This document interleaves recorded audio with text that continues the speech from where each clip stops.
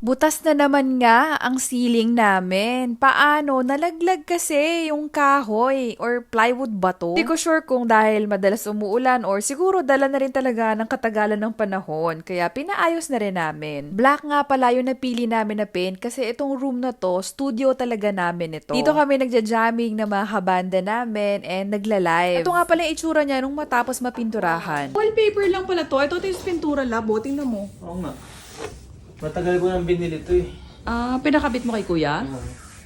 Ito nga pala yung itsura ng buong room ngayon. Empty siya kasi lahat ng gamit nasa baba. Ipapakita ko sa inyo maya-maya. Itong corner na to, lab, ito yung parang recording area, di ba? Vocals? Oo, ng vocal. Sakto eh, oh. Sakto na parang nakakulong siya. Lalagyan na lang ng door. Hindi ba? Pinunasan na rin pala namin yung mga bintana. O, di ba? Kita pa nga yung aking bilbil. Abaw. Ang galing. Actually, hindi talaga yun yung purpose niya. Sumakto lang talaga yung size. So, bakit tayo nagko-cover? Yung ditong side, pang soundproof din talaga. Hindi yun eh, sound down, ano lang, Pang heat talaga. removal. Outside noise. Outside noise. Okay, got it. And then this one, pang heat talaga.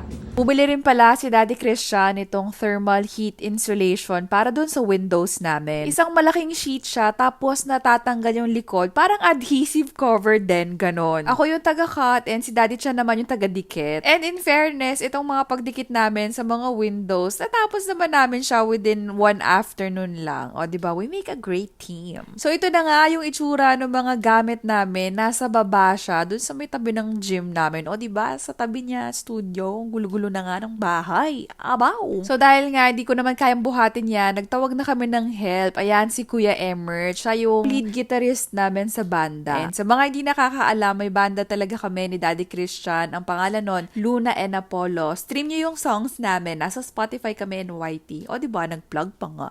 Abaw! So, ayan, naglagay pala sila Daddy Christian ng lights. LED lights ata tawag dito. Tapos, pinalibot lang sa baba and sa taas. Nagpagawa rin kami ng bagong neon light na sign. So, before kasi Abaw Fam lang. Ngayon, meron na ring logo ng banda. Wow!